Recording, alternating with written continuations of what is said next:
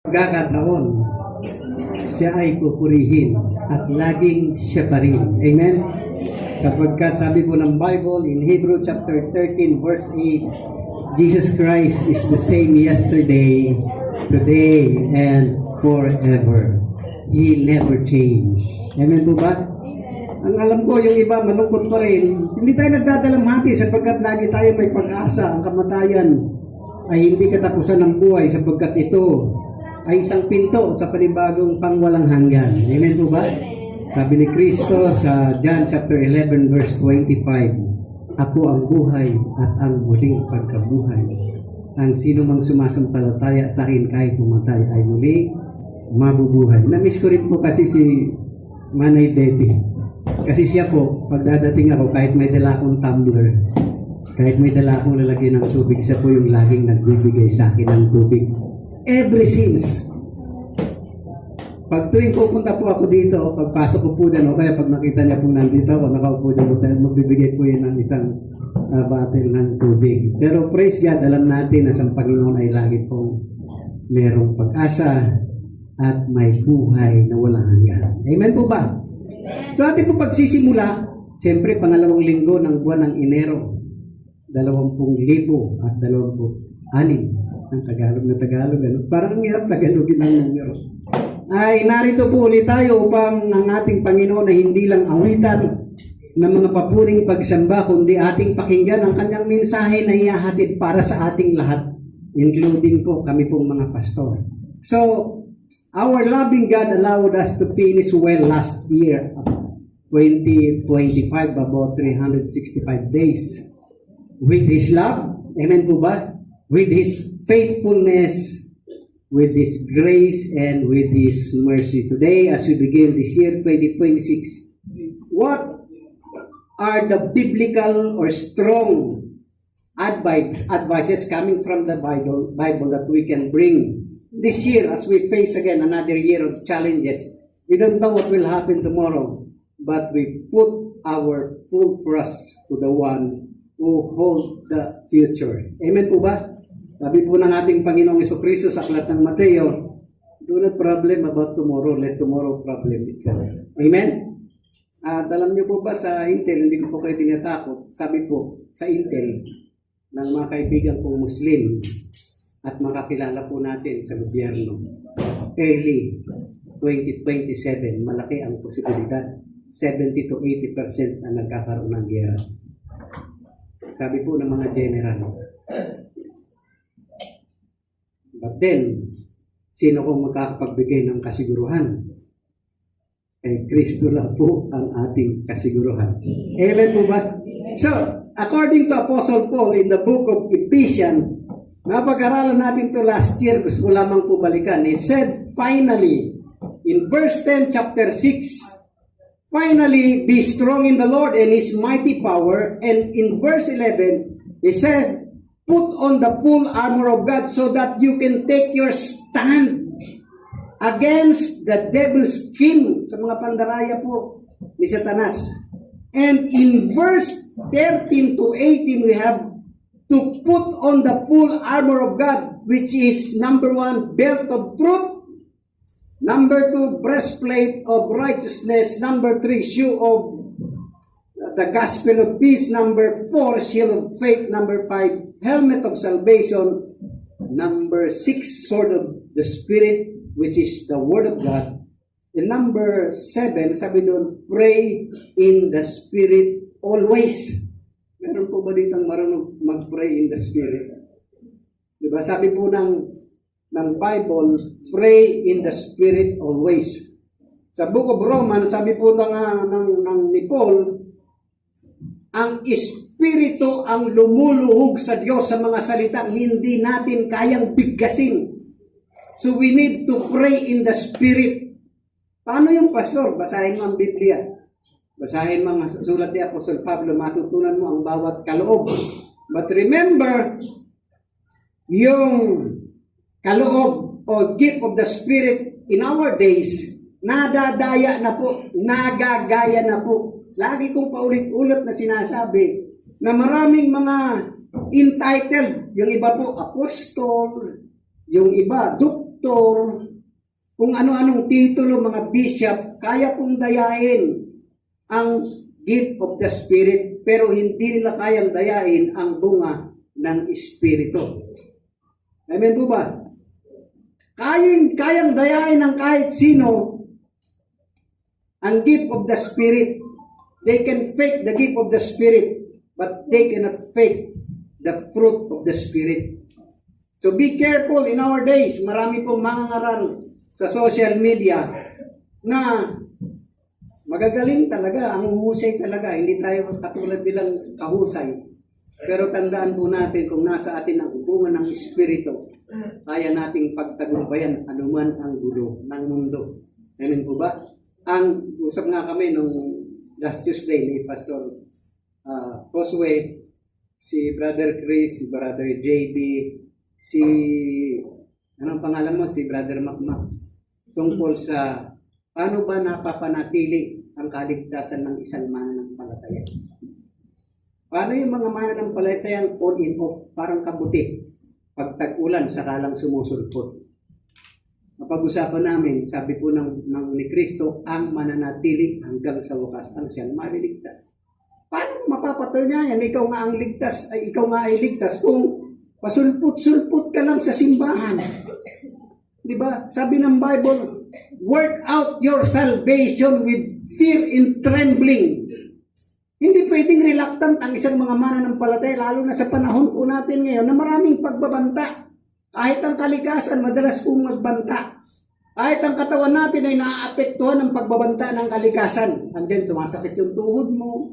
Andiyan, bigla ka nalang mag-LBM, bigla ka nalang lalagnatin ang ilang araw, bigla kang tatrangkasuhin.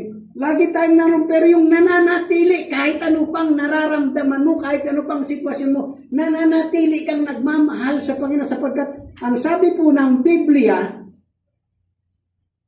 binasa namin kanina sa Psalms 100, verse 5, napakabuti ni Yahweh, ang pag-ibig niya'y walang hanggan, ang pag-ibig niya ay tunay, laging tapat, magpakailan pa man. So tayong mga mananampalataya, mapapatunayan o genuine yung ating kaligtasan kung hindi tayo humihinto. Nagpapatuloy tayo sa pagdalo ng mga gawain sapagkat dito tayo minunurture spiritually. Hindi natin binabasta-basta lang yung pag-attend natin ng gawain. Every ministry that we have, fellowship that we have, dinalagay natin sa ating isip, ano pa kaya magiging take home ko? Ano kaya ang baon ko pag-uwi? Pagkatapos kong makinig ng salita ng Diyos, pagkatapos kong matin ng Bible study, pagkatapos kong matin ng discipleship training, ano yung may uuwi ko na magiging sandata ko araw-araw upang magtagumpay ako? Kung makikita po natin in the book of Ephesians, chapter 6, lahat po ng pangsanggalang pangharap. Napansin nyo? Walang panlikod.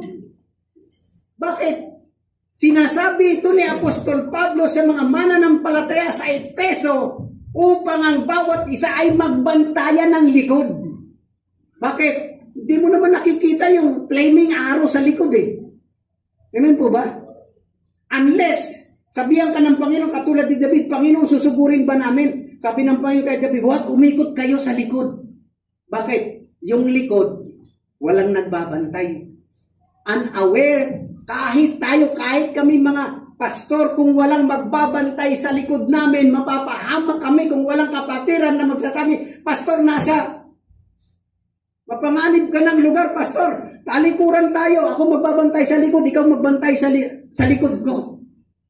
Ngayon, 2026, mga kapatid, ako ang mensahe sa akin ng Panginoon,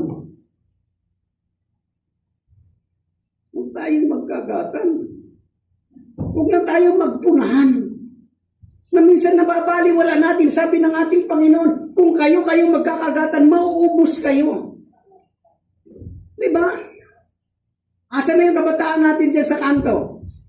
Nakita ko doon kanina sa kanto, yun nandito, sa kabila, nasa? Nandiyan ba? Wala. Ang lapit niyan.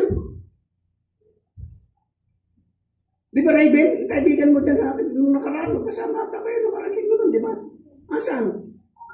Walang nagbabantay sa kanila. Asa na yung mga maiinit natin dito sa pulpito? Asa na sila? Bakit? Walang nagbabantay sa likod nila. Tandaan natin, may devil's scheme. May pandaraya ang kaaway. Ngayon, papatayin ko dito si Brother Raymond, papatayin ko si Brother JB dito. Magkatalikuran sila o magkasunod ng ganun. Okay, magkatalikuran sila. Sabi, ay, huwag ka makinig dyan kay JB. Hindi ng tao rin. Ang laki ng ano niyan. Ng ulo niyan. Diba? Kung magpipintasan, tingnan nyo, let me give you an example.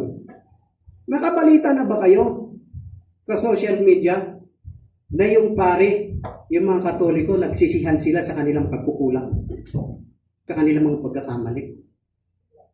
Pero tingnan nyo, ang daming pastor sa social media, sila nagsisiraan.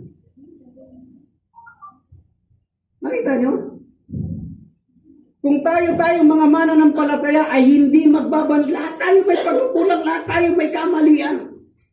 Sabi ko, Pastor Eric, paano mo mapapatunayan ng isang Kristiyano sasamahan ka ay totoong Kristiyano? Sabi niya, yung totoong Kristiyano, kahit nagkamali ka, hindi ka kukonsintin pag sasabihan ka.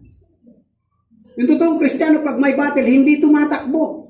Sumasama sa labanan. Kahit uunti na lang kayo, kasama pa rin siyang lumalaban. Yung totoong Kristiyano, hindi tumatakbo. Lumalaban. Amen po ba? Hindi nawawala. Hindi rin nagwawala. Kaya sabi niyan, and you have noticed, kung kanino ito sinabi ni Apostol Paul, doon sa mga mananampalataya. So tingnan po natin, ano po ang sinabi ng ating Panginoong Hesukristo. Matapos ang selebrasyon ng Pasko, sineselebrate natin yung kanyang kapanganakan, pero bago siya ipako sa krus, anong sabi ng ating Panginoon? Let us open our Bible in the book of John chapter 17, the longest prayer of our Lord Jesus Christ, from verse 19. John chapter 17, from verses 19 to 24. Sabi ng ating Panginoong Hesukristo, I sanctify myself for them, so that they also may be sanctified by the truth. I pray not only for this, but also for those who believe in me through their words. So hindi lang pinapanalangin ni Kristo yung mga disipulo, kundi yung mga sasampalataya sa pamamagitan ng kanilang salita. Verse 21, may they all be one as you, Father, are in me and I am in you. May they also be in us, so that the world may believe you sent me. I have given them the glory you have given me, so that they may be one as we are one.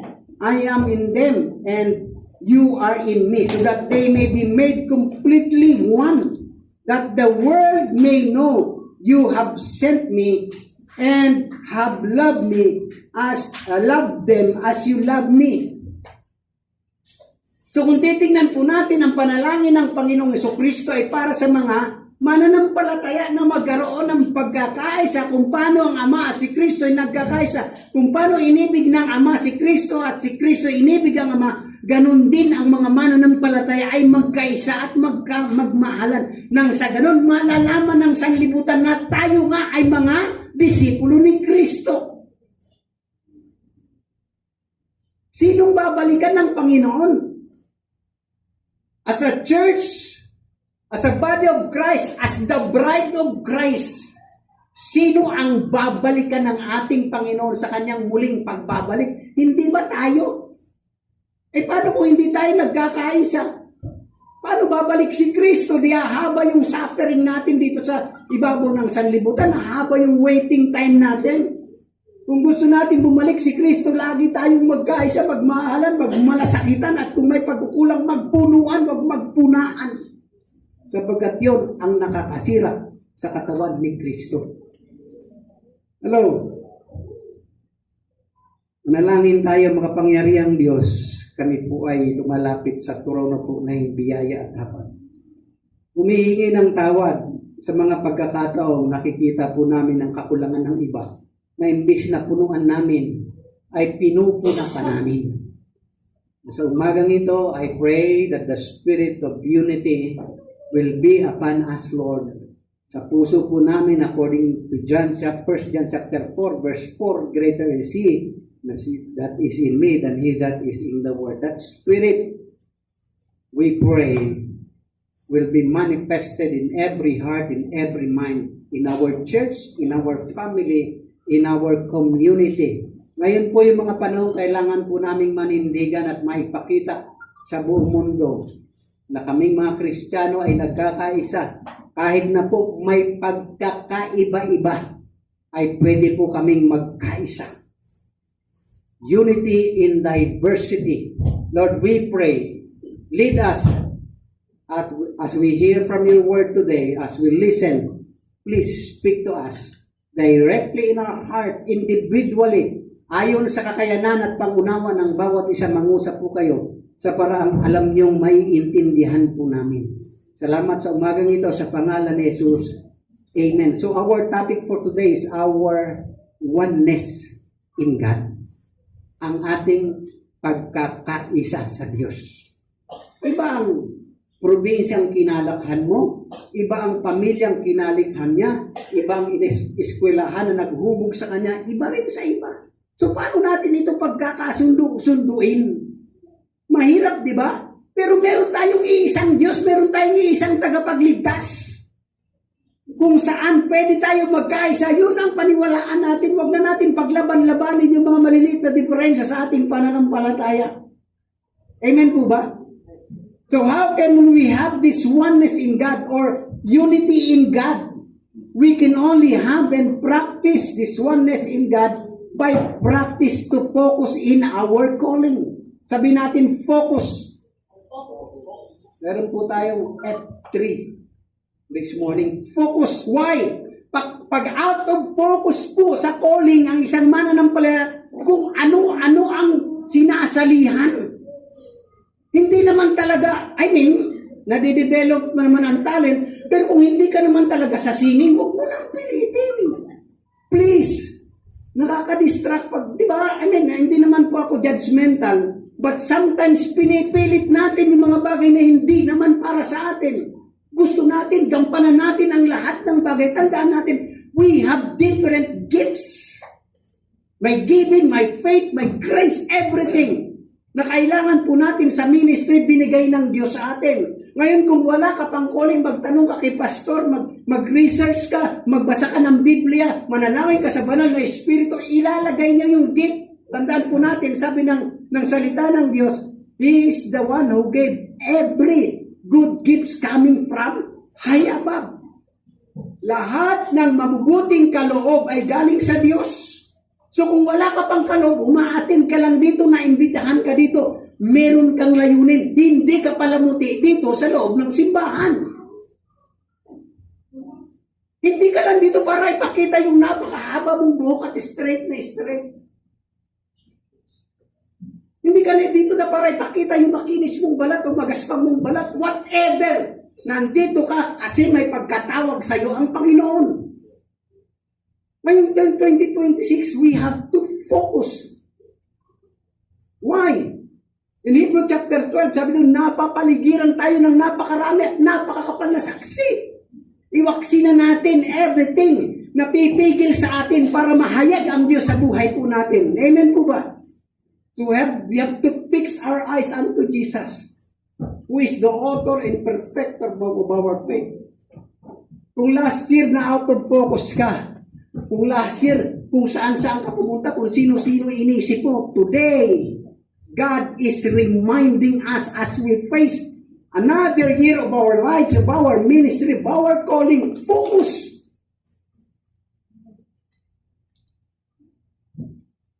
Sabi natin, focus.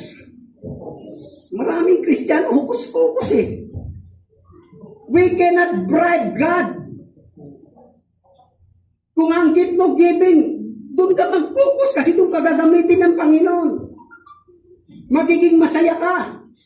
Kung ang gift mo, ginagawa mo pero magiging malungkot ka, maiinggit ka lang sa iba. Do not compare. Do not compete. But contribute. Sabi natin contribute.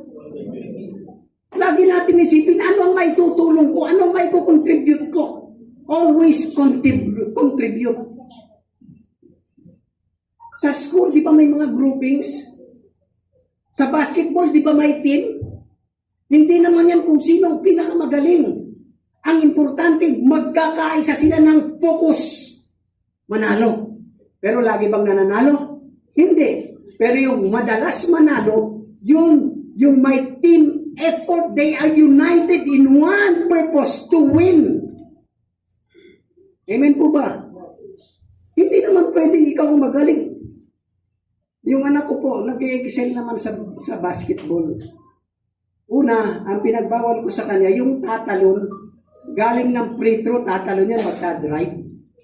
Sabi ko, anak, basketball lang yan. Pag may nagbiro sa'yo at sinagi ka sa ilalim, yung talon mo, yan ang tatapos sa karir mo. Buti tumigil ganun katatalon. Kung saan-saan kami dumadayo, pag Monday, nandun kami sa volleyball, may mga foreigner kaming kalaban. 6'2" ang height. Tanda kong ito, naglalaro pa ako ng basketball. Nakaraling ko, ang sasakit ng binti ko. 2 araw magkasunod, naglaro kami ng basketball. Nilagnat ako, 2 araw. Tapos after that, nag-LBM ako 2 araw. Sabi, okay lang. Para mailabas yung mga toxic na napasok. Okay lang. Sabi na nga, okay, inom ka ng gamot. Hindi, pag uminom ako ng gamot, pipigilin ko yung paglabas ng mga nakain kong nagbibigay ng pinsala sa katawan ko. Iinom lang ako ng tubig. Hindi ako madi-dehydrate. Hindi po masama nagkakasipon, nagkakaubo. Hindi po masama yan. Hindi po masama nagkaka-LBM. Hindi masama yan. Ilabas mo lahat ng dapat lumabas. Uminom ka lang ng maraming tubig. Body system po yan eh. Huwag mo lang pabayaan mga dehydrate ka. Alam niyo po ba yun? May mga nangyayari sa buhay po natin na hindi natin talaga kayang iwasan. Pero kaya nating magpalakas after ng mga pangyayari. So focus, ano ba pinagagawa sa akin ng Panginoon ngayong taon? Ano ba ang ministry ko sa church? Ano bang gift ko sa church? Ano bang calling sa akin ng Panginoon? While doing the ministry this 2026, God is telling us that we must have this practice of focus in our calling. Oneness. Ay dito, medyo mahina ako eh. Makikiisa ako dito. Sabi ng Biblia, huwag niyong taligtaan ang pagdalo sa mga pagtitipon. Huwag mong palalampasin. Bakit? Doon ka lalakas, doon ka may encourage, doon ka magkakaroon ng wisdom. Huwag natin palampasin. Kung yung negosyo mo nakakatulong sa ministry, mag-focus ka sa negosyo mo. Doon ka pinapagawa ng Panginoon. Pero huwag mong kaligtaan yung pinaka-importante. You know what? 2026, God is telling me that the most Bible verse that I have to focus is Matthew chapter 6, verse 33. You seek ye first the kingdom of God and His righteousness, and all the things shall be added unto you. 3 things. Seek first the kingdom of God, live righteously, all the things will be added. The problem is this, ang mga tao, ang hinahabol, yung all the things will be added. Napapabayaan tong dalawa. Ay, habulin mo ng habulin yung blessing, tatakbo yan. Ikaw kaya habulin pag hindi ka tumakbo. Di ba? Pag hinabol mo ng hinabol yung pera, tatakbo yan. Pag hinabol mo yung aso, kahit matapang, tatakbo yan, maniwala ka. Hayaan mo. Sabi ng Bible, let the blessing overtake you. Just follow the timeless principle and boundless principle of God in your life. You seek first His kingdom. Ano meron sa kingdom? Meron king. Ang hirap ng kingdom na walang king. Tapos ikaw ang hari-hari. No. Isa lang ang hari. Si Kristo lang ang hari nating lahat. He is the head of the church. Sa bawat Kristiyano ay dapat mag-focus sa ating calling while doing the ministry. Focus. We believers are called to be in us, meaning deeply connected to God. Hindi naman tayo makakapag-focus kung wala talaga sa kaloob-looban natin ang banal na Espiritu. Kailangan nating magkaisa. Kailangan natin magtulungan kasi yung hindi mo kaloob, kaloob ng iba. Amen po ba? Magtulungan tayo. Huwag natin payagan na ma-out of focus tayo. Sabi ng mga matatanda, yung tumatakbo daw ng lingon, hindi makakarating sa paroroonan. Focus. Diretso lang. Sabi rin naman ng Bible. Sabi nga ng kanta, huwag kang liliko sa kaliwa man o sa kanan, kaya baka ikaw, kapatid, ay maiwan. Focus. Straight. You fix your eyes unto Jesus. Focus on your calling. Again, do not compare, do not compete, but contribute. Amen? Lagi, tanggalin na natin yung palibre sa ministry. Alam niyo yun, pag may outing, marami dyan palibre, ilaglag na na, ihulog na natin, sabit ng sabit eh. Madisgrasya pa, ilaglag na lang natin. Hindi ka nag-prepare, may youth camp, hindi ka nag-prepare, hindi ka naganda, iwan ka. Kasi pag lagi yung linilibre, nasasanay, nagiging kultura yung libre. Nakuha po ba natin? Ngayon, kung blines ka naman ni Lord at nakita mo naman dedicated sa ministry, masipag, committed. Ngayon, may pera ka, nakita mo kailangan na ditulungan mo. Amen po ba? Ngayon, yung mga natutulungan, mapagpasalamat naman tayo at gawin natin opportunity yung tulong sa atin para matuto tayo spiritually, lumago tayo spiritually, lalo tayo maging committed. Mga kapatid, bilang isang Christian, hindi pwede yung come and go lang po tayo sa simbahan. Amen po ba? Ngayon kung may calling ka na may ministry ka ng ginagampanan, improve mo naman yung ministry. Hello? Hindi yung pupunta ka lang ng simbahan, uupo ka, tapos tulungan mo yung simbahan. Tulungan mo yung worship team. Tulungan mo yung department ninyo kung anong may ibahagi ninyo para lumago ang gawain. Bakit? Pag lumago ang gawain, lahat tayo makikinabang. Amen po ba? Sa trabaho mo, huwag kang palate-late. Kristiyano ka pa naman, lagi kang late. Huwag kang palate-late sa trabaho. Be honest. Pag alas 8 ang pasok. Kasi pag late ka, malulugay yung kumpanya. Pag naglugay yung kumpanya, pati ikaw, mawawalan ka ng trabaho, lahat kayo mapipinsala. Okay lang, hanggang malakas pa yung kita ng kumpanya. Paano pag humina? Nakuha niyo po ba? Yung pagre-retouch mo lang sa loob ng siya, kung kalahating 15 minutes sa umaga, 15 minutes sa hapon, sa tanghali, pa sa merienda, pa-retouch ka ng retouch, di naka-isang oras ka na. Magkano yung isang oras? Di malulugi yung kumpanya.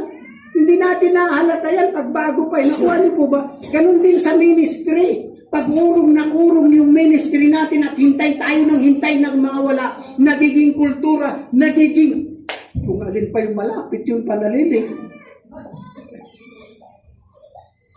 Tapos magagalit tayo dun sa mga nasa gobyerno.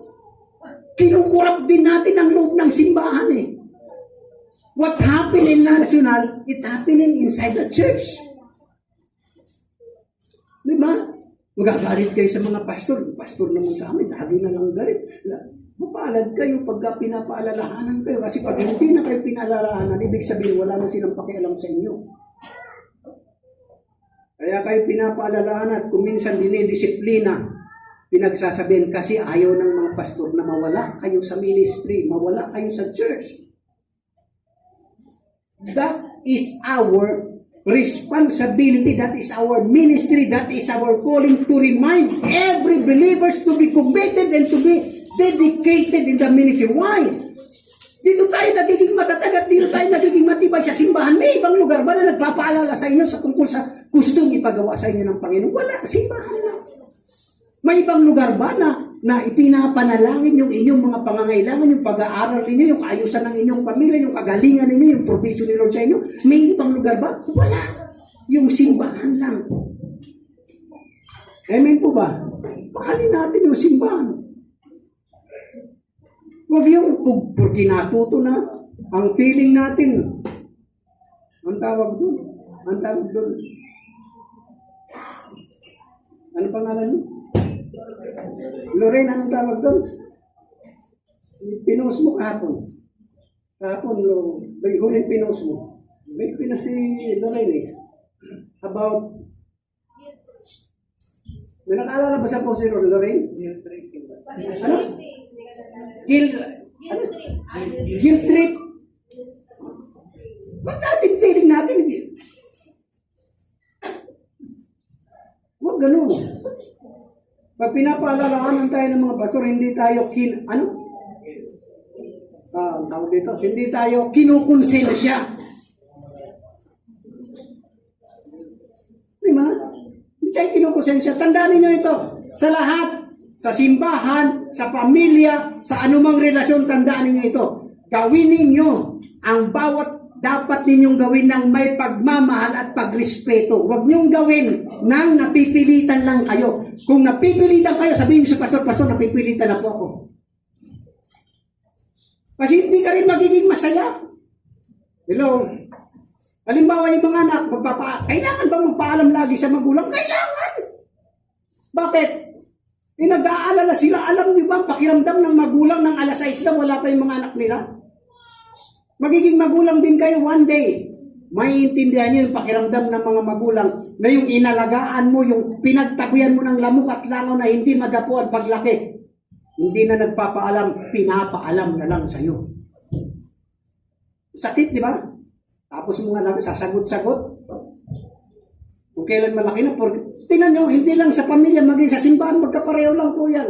Pag kaya na, can provide everything in his or her life, aalis na yan, pupunta yan sa gusto niyang puntahan. Pinapaalam na lang sa magulang. Ay, pumunta po ako sa Makati. Makakamot ka doon. Diba? Sa church, umuwi ng probinsya, hindi mo lang nagpaalam kay pastor. Diba? Sa church, may ginawa, nakipag-date, pastor, kailangan ko ba ipaalam kay pastor? Yes. Bakit ipag-pray ka ni pastor kung walang prayer, yung date? Can destroy your good future as Christian. Yan ang pinagagawa sa inyo ng Panginoon. There's a time for everything. May kabataan po kami, yung youth president po namin. Ikakasal na ngayong March. I think last week lang, March. Nakita na po yun si Ate Alma at si Kuya Wilson. Nakarating na po dito yun. Daming kailangan.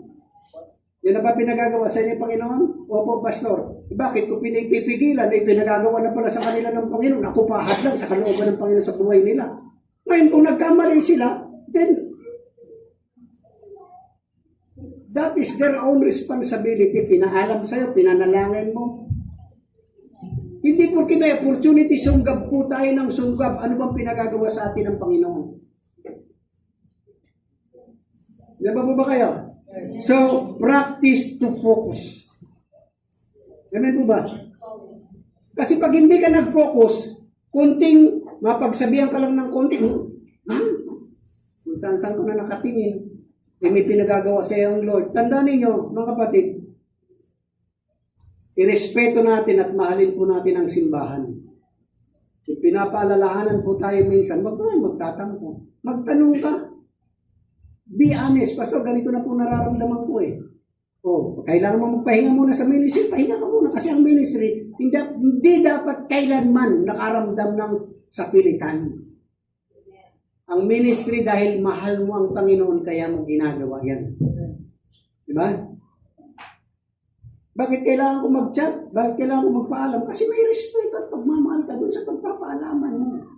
Diba? Kaya responsibilidad natin gawin yun. Amen po ba? Magpapakasal ka na, gugulatin mo yung pastor. Pastor, ikakasal po kami sa Sunday. Nakaprepare na ba kaya? Magpapabinyag kayo, bigla lang, Pastor, sa Sabado magpapabinyag kami. Ano si Pastor? Utusan. Nakuha niyo po ba? We respect every person in the church that God put in. Diba? Jeremiah chapter 5 ba? Sabi niyo, I will give you a pastor. So, ang pastor galing sa Panginoon. Ngayon, kung may kasalanan ng pastor, pag may nagawa siyang pagkamali at pag-abuso, mananagot siya sa nagbigay. Amen po ba?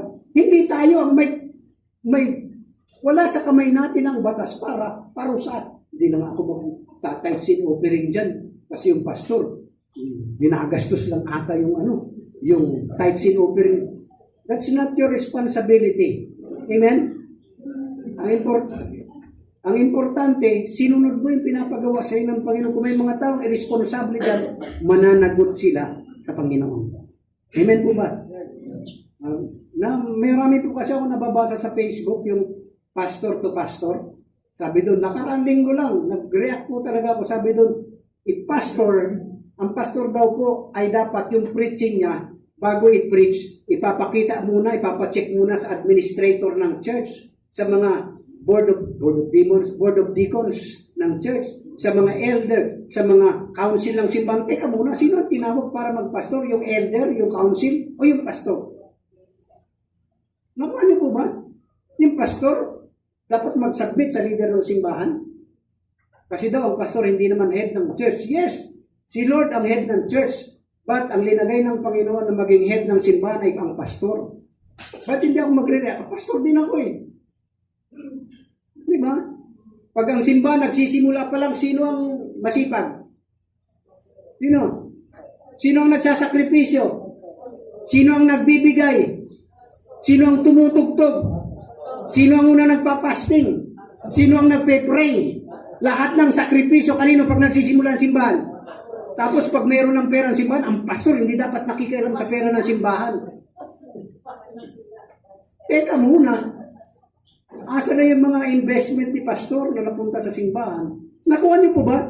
2026, focus tayo kung anong pinagagawa ng Panginoon sa atin. Amen? Magtayo puna ng puna. Kasi pag puna tayo ng puna, kahit tayo wala nang magagawa. Nakuha, naiinis na tayong gumawa kasi ang nakikita natin, laging mali. Hindi na natin makikita yung maganda. Let us go together through the calling of Jesus Christ that we are united in God. Amen po ba? Second, ano natin yung focus? Second, practice fellowship with others. Let us compare the fellowship and the gathering. Basketball fellowship, eating fellowship, motor riders fellowship, mall fellowship. Kailan naging fellowship yan mga yan? Ang lakas natin gamitin ang fellowship sa Bible. Ano ang fellowship? Ang fellowship sa Bible in the book of Acts, sabi doon, sila ay nanatili sa turo ng mga apostol, breaking of bread, prayer together, at naglumalago sa pananampalataya. Kung yung basketball, pwede rin mga fellowship kung meron word of God, kung meron prayer. Siyempre, hindi naman nawawala sa ating mga Pilipino yung eating. Di ba? Magiging fellowship lang ang isang gawain pag may kasamang prayer, may kasamang breaking of bread, may kainan, at merong word of God. Huwag natin kada gawain, sasabihin natin, fellowship magaling sa basketball fellowship. Did you pray? Did you study the word of God? Fellowship, it's mutual commitment to support each other. Basketball lang, nag-aaway-aaway. Paano naging fellowship yun? Di ba? Nagtutulakan, nagsasakitan. Sabi diyan, spiritually, emotionally, and practically rooted in shared faith and indwelling Holy Spirit as seen in the early church devotion to teaching, prayer, and communal living. Sama-samang namumuhay, nagtutulungan, naghahati-hati ng kanilang mga ari-arian. Let us look difference between the fellowship and gathering. We must have biblical fellowship. Amen? Sa loob at sa labas ng simbahan, kahit saan nyo gawin, basta may panalangin at salita ng Panginoon. Of course, sa ating pa mga Pilipino, mawawala ba yung kainan? Diba? Yun yung totoong fellowship sa Bible, breaking of bread. Nananatili sa turo ng mga apostol. Not just socializing, but unity in Christ that involves sharing resources, life burdens, working together for good. creating bond with God and fellow believers. Nag-testimony dito. Nagpasalamat. Tapos may sasabihin ka pang negative. Pataas-taas lang ng kamayan, pero no. Diba? Makita mo, kinausap ka ng Panginoon sa testimony. Si ano pala, may kabigatan. Pagkatapos ng gawain, ipanalangin natin. That is bonding with spiritual concern. Amen po ba? Huwag yung pagkatapos ng simbahan, ikaw na nga huling dumating, ikaw pa nagmamadaling umuwi. Kailangan pa ba sa, may fellowship po mga kababaihan mamaya. Huwag muna tayong umuwi. Ikaw na madali ka na, may ibang fellowship kang pupuntahan. Tandaan natin, sa Bible, ang worship from opening prayer to the closing prayer, from the rising of the sun and to the going down of the same. Yun ang pagsamba sa Biblia. Hati-hati tayo pagdating ng linggo, kanya-kanyang lakad eh. Baka naman pwede pagkatapos na lang ng gawain. Amen po ba? Why? Anong meron sa gawain? Anong meron sa fellowship? We will be united. We can make new, what we call this, new perspective. Nakakagawa tayo ng mga drawing, nakakagawa tayo ng kakaibang mga plano pag nagkakaisa tayo. Di ba? Napapaganda natin yung gawain ng Panginoon na pinagkatiwala sa ating lahat. We are doing good to all, Galatians chapter 6, verse 1-2, to carry each other burdens in the way you will fulfill the law of Christ. Amen po ba? Fellowship. Hindi lamang dito sa simbahan na sa atin. Matuto tayo makapag-fellowship sa iba. Di ba pag may nakikita tayong bagong mukha? Huwag tayo matakot makipag-fellowship. Bakit? May matututunan tayong bago sa iba. At pag nakikipag-fellowship, think of this. You always eat the meat, not the bone. Yung alam mo makakabuti, ibulsa mo. Yung makakasama, itapon mo. Makakasama pala sa'yo eh. Diba? Huwag mong kainin yung buto. Yung laman lang ang kainin mo. Diba? Bakit? May kinaugalian sila, may sarili silang kultura sa ibang simbahan. Kanila yun, hindi yun natin. Ngayon yung makakabuti, pwede nating tanggapin. Pwede nating idagdag sa kung anong meron tayo. Yung makakasama, ay bakit dun sa simba? Do not compare, do not compete, but contribute. Bakit? Pakipag-fellowship kami dun sa ibang simba. Nag-aakyatan sila sa pader. Hayaan mo sila umakyat sa pader. Pag umakyat ka, hindi ka naman sanay umakyat sa pader, baka mahulog ka pa. Habang nagsasamba pastor, ang iingay, hayaan mo sila. Sabi ni Paul, manahimik ka na lang. Kung hindi mo gusto yung ginagawa nila, manalangin ka, kausapin mo ang Diyos at ang Diyos mangungusap sa iyo. Amen po ba? Kung alam mo yung fellowship nila ay magulo, di huwag mo lang balikan. Di ba? Ano pa po ba kayo? Pero kailangan pa rin natin as body of Christ. Alam niyo po dito sa Kainta, may Methodist kaming kasama, may Baptist, may Pentecostal. Diba? May Jesus is alive, may Jesus is Lord. Naniniwala po ba tayo Jesus is Lord? Naniniwala po ba kayo Jesus is Lord? Amen! Kung bakit hindi? Sabi ng ating Panginoon, sabi ng mga disipulo ni Kristo, Panginoon, may nangangaral doon sa inyong pangalan. Sabi ni Kristo, ayaan mo lang sila. Diba? Ang hindi natin kalaban, kasama natin. Nasa ibang kawan lang sila. Okay? Hindi na po natin? Fellowship with other believers. Importante po yun. Mga mananampalataya din sila. Nagulat nga ako eh. 3 beses na namin nakasama si binigay mo kanina, Father of Revival, si Carillo. Dati, apostol yan eh. Dati, sabi nila sila lang ang ligtas. At ang hindi magpa-revive sa kanila ng mga mananampalataya, hindi maliligtas. Oh, may napala ba sila? Wala. Ngayon po, nakikipag-fellowship sa body of Christ.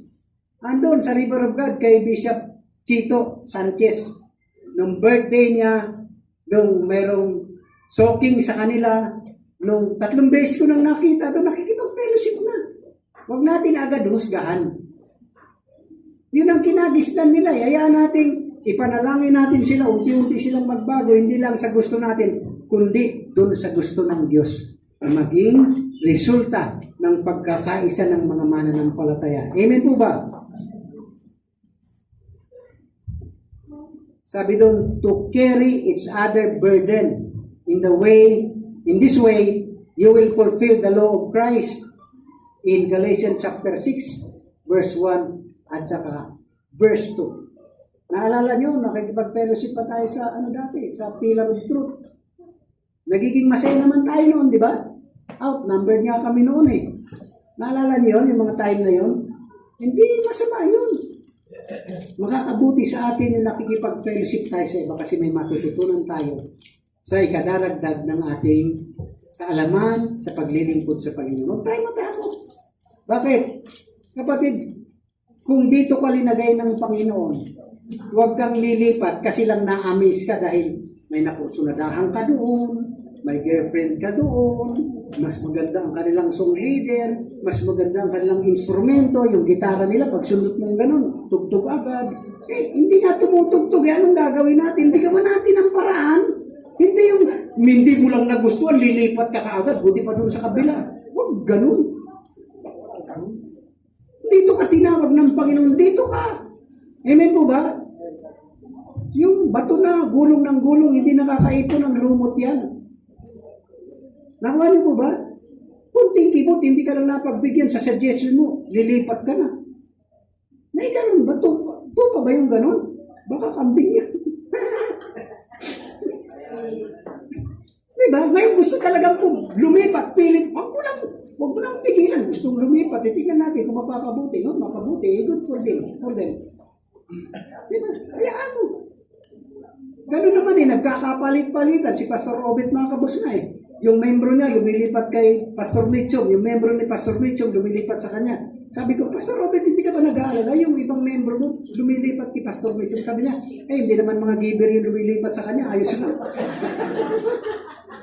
Hindi naman nagtatay si mga yun. Ayos na. Pasaway. Ang tawag doon, no? Ano yun? Yung mga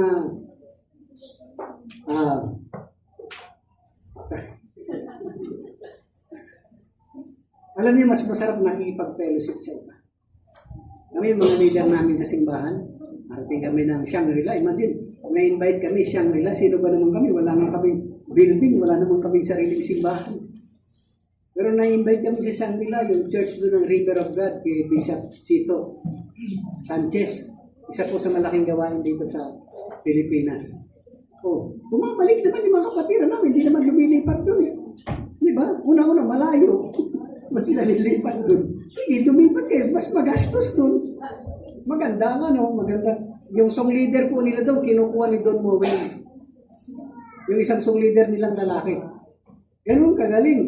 Kila Pastor Eric po, yung isang keyboardist sa bahista po nila nag-aaral ng conservative music sa UP. Yung isang pastor po nila, graduate ng UP.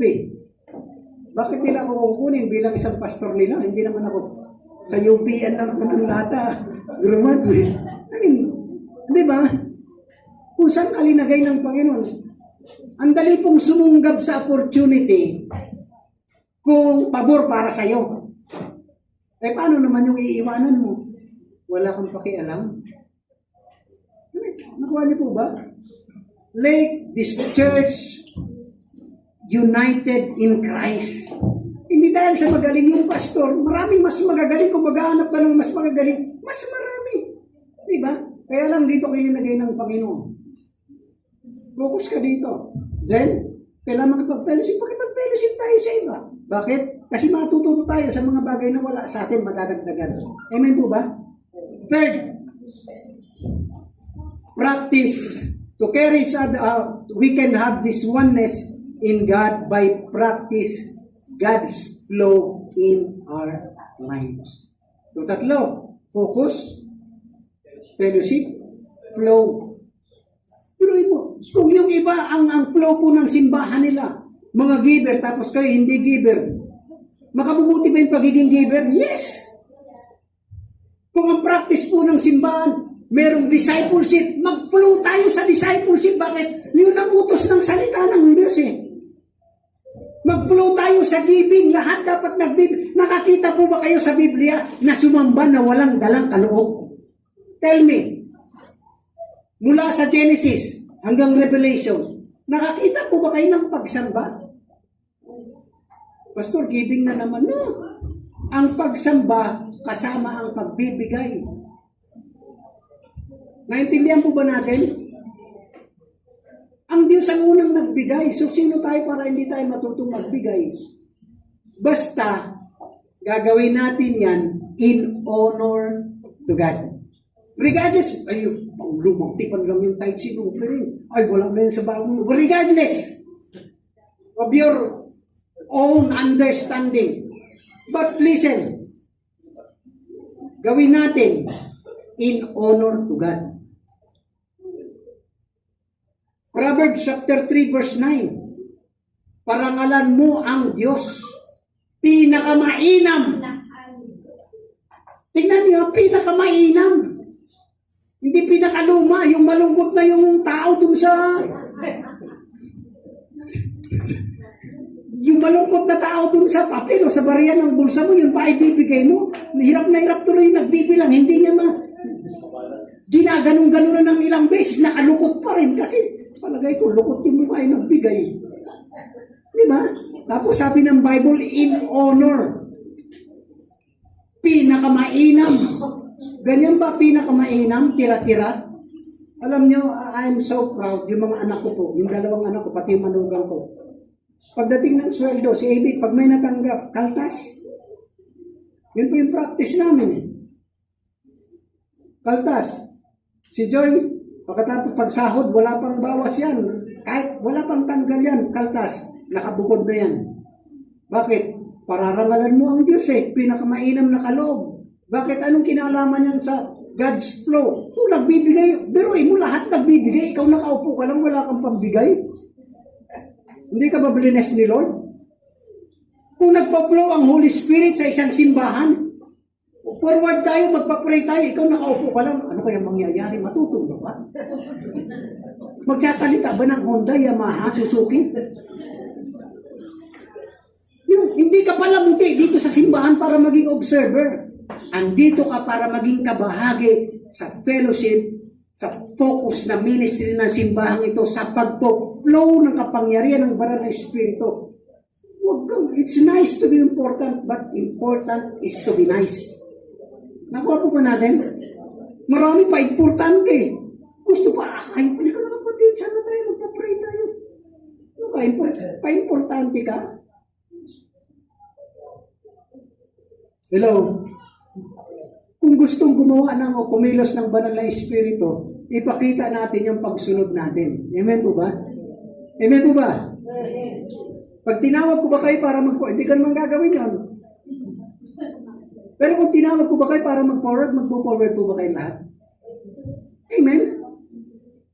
Sa ganitong paraan, pinapakita natin sa Diyos yung pagkakaisa natin. Papayagan ba tayo ng Diyos na mapahamak kung sama-sama tayo?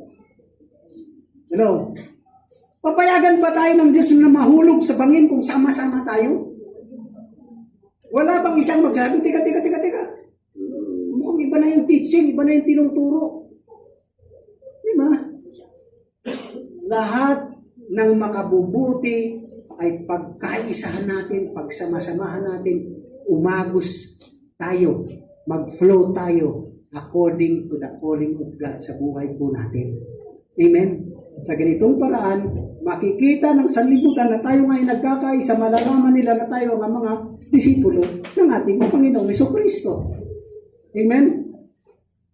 Kailangan natin isuko lang sa Panginoon. Before our ministry, we are all worshiper. Natuto lang mag-gitara eh. Sorry natuto lang mag-gitara, hindi na marunong kumanta. Natuto lang mag-drums, hindi na marunong kumanta. Pastor, hindi na ako makakanta pag nagda-drums ako. Teka muna, bago ka naging minister, bago ka naging leader, bago nakatutong mag-keyboard, worshiper ka, lahat tayong worshiper. Amen po ba? Kaya hindi ko pwedeng sabihin sa church, sabi ko sa mga worship team namin, pag walang prayer, kapag ang isang tumatayo, hindi na nanalangin, huwag patayuin. Hayaan mo mag-practice siyang manalangin, mag-worship. Paano mo ililid yung congregation, yung sarili mo, hindi mo mailid sa worship? Nakapokus na lang tayo sa chords. Nakapokus na lang tayo sa lyrics. Why? Ang totoong pagsamba ay laging galing sa puso. Amen? Saka lang yan lalabas sa nguso. Huwag puro laging nguso. Puso dapat ang una. Sabi ni Joy, ilagay na natin si ano. Gusto ko nang ilagay si sa worship team. Teka, sumasama ba yan sa practice? Committedly. O pupunta lang ng practice pag isinama mo siya. Pag hindi kasama, walang time mag-practice, busy. Teka muna, hindi magpo-flow ang Holy Spirit pag ganyan. Nakuha po ba natin? Flow tayo sa pagkilos ng Panginoon. Practicein po natin yung pagkilos ng Diyos sa buhay po natin. Sa personal natin, sa public life natin, sa private life natin, dapat ang worship team merong sariling pagsamba sa Panginoon bukod sa corporate. Amen? Naba po ba kayo? Hindi ba naman kayo galit? Hindi nyo naman ako abangan sa labas. Mag-ingat kayo. Amen po ba? Practice natin. Yung practice ng simbahan, nagpa-follow up. Yung practice ng simbahan, nagre-remind sa mga kapatiran. Pero kung matagal ka ng Kristiyano, huwag nang remind sa'yo. Dapat ikaw ang nag-remind sa iba. Hindi po ba? Kung ano yung practice ng simbahan, gawin natin. Bakit? Sa ganitong paraan, mapapakita natin sa sanlibutan na tayo nga ay mga disipulo ni Kristo. Suportahan po natin, be accountable for your brothers and sisters. Imagine, ilang pamilya mo, sister? Ilang members of family? 6. 5. 5. Brother Francis. 5. Yung mga brother, ano to? Well, 5. Sige, sabihin natin, general natin, 5. 5 sa bawat pamilya. Sa tingin nyo ba hindi kayang punuin ang simbahan hanggang taas kung bawat pamilya kasama natin? Pamilya pa lang. So 2026, focus naman tayo sa pamilya natin. Di ba nakakaya kasi, huwag natin pilitin, ipanalangin natin, iluhod natin sa Panginoon, ilihan natin, huwag natin pilitin. Hayaan natin ang Diyos ang kumilos sa kanila. 2026, sa amin, ang focus namin, family ulit. Hindi namin na-target noong 2025 eh. May mga, pag hindi, ulitin. Alam niyo yung mga bagay na paulit-ulit, pinagsasawaan natin. Diba? Tingnan nyo, paulit-ulit tayong tumataas ng kamay sa Panginoon. Sasabihin ng sister May, kapapalakpak, palakpak po tayo. Mamaya sabihin na naman ni brother, magpalakpak po tayo. Sabihin naman ni brother TV, palakpak. Bakit tayo ganito paulit? Kasi ganito tayo tinawag. Pagdating sa Panginoon, puro tayo palakpak kay Lord. Puro tayo worship kay Lord. Puro tayo taas ng kamay. Pagdating sa langit, ganun ang gawin. Dito pa lang, hindi mo na kayang gawin. Biro mo.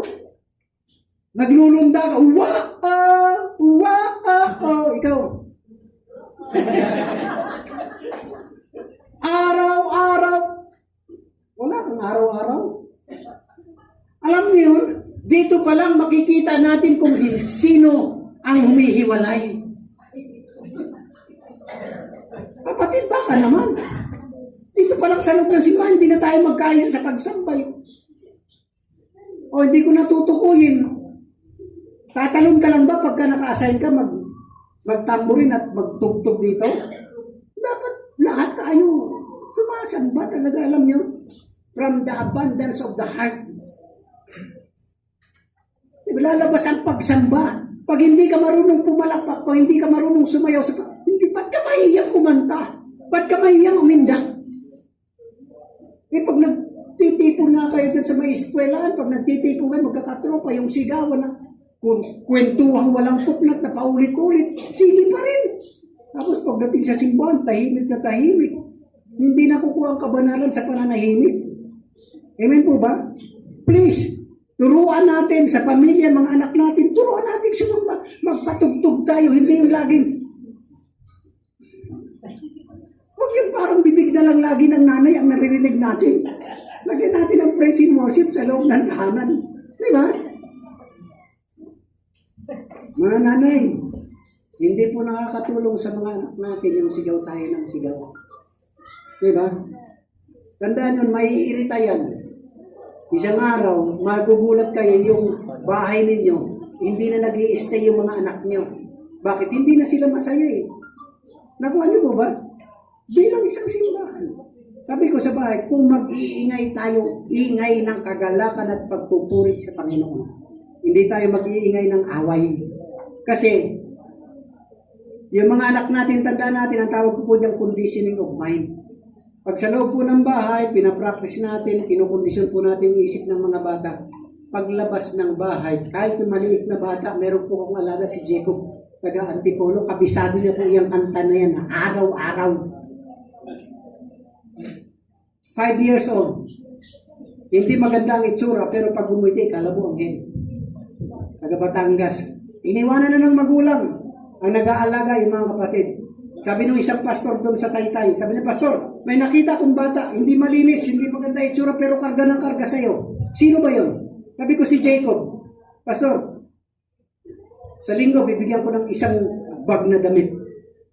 O, mga bagong damit, meron si Jacob. Sabi ko, picturean nyo, videoan nyo, sabihin nyo, salamat Pastor Alvin sa gift. I-send nyo kay Pastor Alvin. Hindi siya ganda, yung parang pag nandito at pinagpawisan ka, hindi ka na maganda. I mean, makikita nyo, may video po akong pinost nung Christmas party namin, andun yung bata, maitim. Hindi naman madungis, pero hindi makinis yung mukha. Parang anak ni Janice. Pero pag ngumiti, Pastor, pag sinabi ko, Jacob, Pastor, gaganon na gano'n. Ang ganda ng ngiti ng bata. Biruin mo yung 5 years old, hindi marunong magbasa, pero marunong sumamba. Hello? Tapos ikaw ang galing-galing mong magbasa. Tapos pagsamba lang, tamad na tamad ka. Parang hindi mabuti ang Diyos sa'yo. Amen po ba? So practice God's flow. Sa church, sa family, kahit ako nagdadrive ako, galing ba hanggang Kogyo, kumakanta ako, nag-worship ako kay Lord. Tingnan niyo, pag nag-worship kayo, nire-remind ni Lord lahat ng ginawa niyang mabuti sa buhay. At pagpaulit-ulit, hindi mo pagsasawang. Bakit? Napapalakas ka. Nagiging positibo yung pananaw mo. Nagiging mas maayos yung mga plano mo. Nagiging solido yung commitment and dedication mo kay Lord. Bakit? Nakikita mo, 2026, hindi man naging perfecto ang buhay, pero pre-provide ni Lord ang lahat ng pangangailangan mo. Ang dami mong pinagdaan ng sakit, ang daming patak, luha at pumatak, pero may ngiti pa rin. May saya pa rin. Bakit? Kasi mabuti lagi ang Panginoon. Kung magmahal siya, walang kapantay. Kung magmahal siya, tapat. Hindi nagkukulang, hindi kumukupas ang pag-ibig ng Diyos sa atin. Sino tayo para hindi siya mahalin in return? Amen? Ganun kabuti ang Diyos.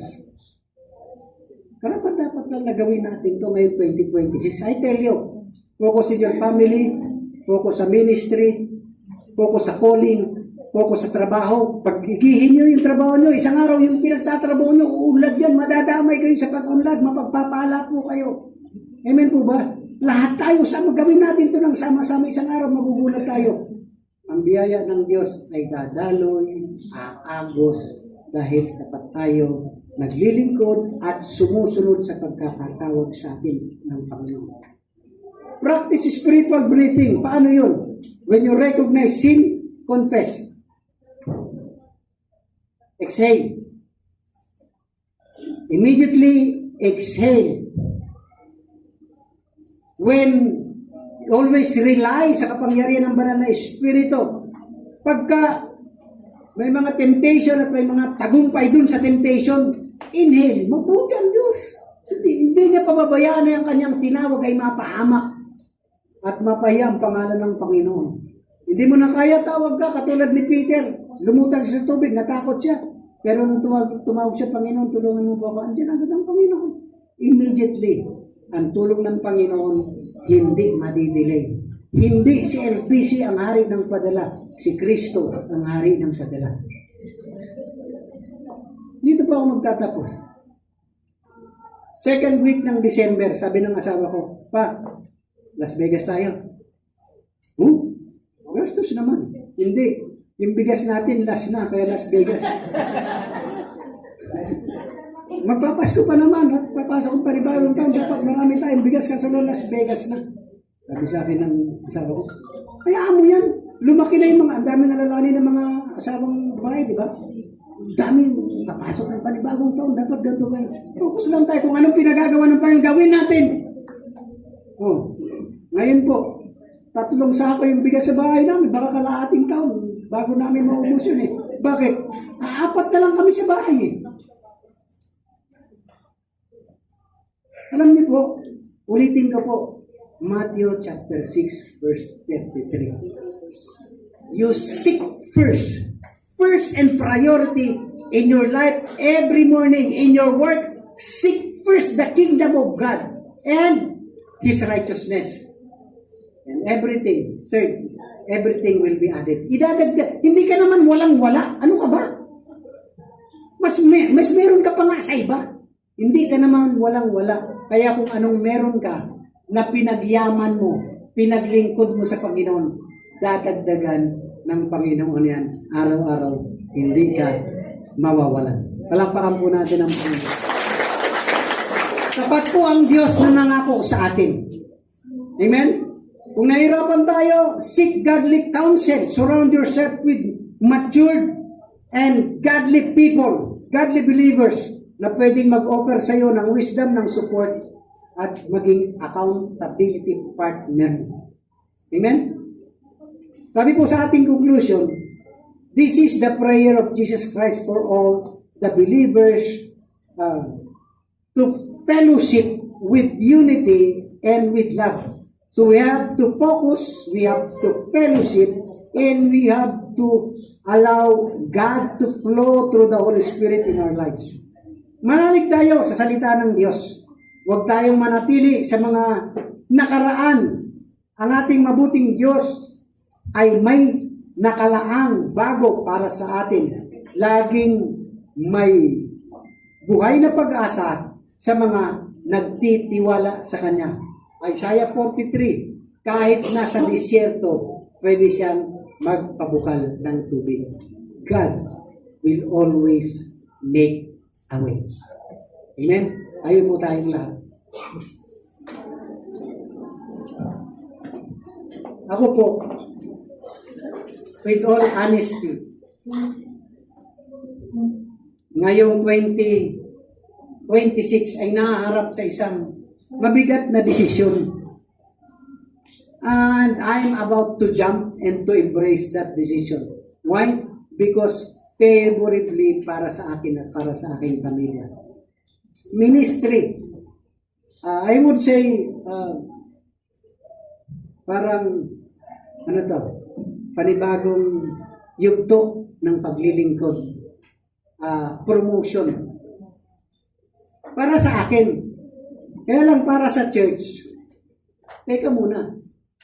Dapat kung ipopromote ako ni Lord, kasama yung simbahan, hindi ko siya pwedeng iwan. Bakit? Pinaglaban ko siya ng matagal. Dahil may promotion ako, iwan ko simbahan mo. Nakuha niyo po mga kapatid. Hindi natin iiwan ang simbahan dahil paborable lang sa atin yung calling na inaakala natin calling. Sabi ko, Lord, if it is not God's will, you will make a way. Pag hindi talaga kalooban ng Diyos, gagawa na ang Diyos ng paraan para hindi ko tanggapin ang promotion. Madali po tayong madaya eh. At yung tumatawag naman, mga kapwa nating mananampalataya. So be careful as we focus, as we fellowship with others, as we allow God's flow in our lives. Be careful in choosing whatever the offer. I would say, offer ba yan ng Diyos o offer ng sanlibutan? Para lang ma-discourage ka, para lang out of focus ka. Hindi ko sinasarado ang opportunity, but I have to be careful. I have to pray. I have to fast. I have to, pumili ng lugar na kung saan magkakausap talaga kami doon. Huwag sunggab ng sunggab sa lahat ng oportunidad. Maging maingat tayo ngayong 2026. Bantayan natin ang mga kapatiran. Huwag natin pakialaman. I-remind lang natin sila. Sa ganung paraan, mararamdaman nila, ay, importante pa ako sa Diyos. Di ba? Lalago, dadami, magkakaisang bawat nananampalataya. Huwag nating hayaan yung pandaraya ng kaaway ay madaya yung iba nating kapatiran. Amen? Manalangin tayo. Panginoon, salamat po sa iyong kabutihan, sa iyong katapatan, sa iyong pagmamahal sa amin sapagkat pinananatili niyo kami sa isang simbahan, sa isang lugar, sa isang pamilyang tinawag niyo para maging kasama po namin araw-araw, kasama po namin isang linggo, kasama po namin buong taon, kasama namin hanggang bumalik ka, Panginoon. Bigkisin niyo po kami ng iyong pag-ibig at pagmamahal. Ang Iglesia ng Divine ay nagmula sa iyong kaibuturan, Panginoon. Pinanganak ito dahil ito ang iyong kalooban. Marami nang pinagdaanan, marami nang umalis, maraming pumalit, pero ito pa rin ang church na nanatili po dito. Kaya ang panalangin po namin sa umagang ito, Panginoon, ay patuloy niyo kaming samahan sa panibagong taon na aming kakaharapin. Pagpalain niyo ng lakas, kalusugan, kapangyarihan ng banal yung Espiritu. Ang pinili niyo maging tagapanguna, Panginoon, si Pastor Josue, si Pastor Amini, kasama po ng mga department heads, Lord, na tinawag niyo upang makatuwang sa ministry ng Divine, Panginoon. Lord, I pray, bind them with your love. Katulad ng iyong panalangin, Panginoong Hesus, sa John chapter 17, verses 20 to 24, na kami ay magkaisa, bigkisin niyo po kami, Panginoon, ng iyong pag-ibig at pagmamahal. Wala pong maiiwan, kundi kami po ay sama-sama, itataguyod ang ministeryong pinagkatiwala niyo sa iglesyang ito. Nanganak na maraming beses. Anuman ang mga nangyari, Panginoon, sa mga panganganak na ito, nag-extend sa binangonan, nag-extend sa sumulong, Lord, I pray na one day, we will be together. Magkakaisa pa rin kami at magkakasama-sama sapagkat nasa isang katawan po kami. Hayaan yung lumago sila, hayaan yung lumago ang Divine sapagkat dito po sila nagsimula. Panginoon, hayaan niyo, Panginoon, wala pong ibang maitas at madakila kundi ikaw lamang, Panginoong Hesus, sa iglesyang ito. Ngayong 2026, I pray that you cover this church with your most precious blood. Embrace them with your loving kindness.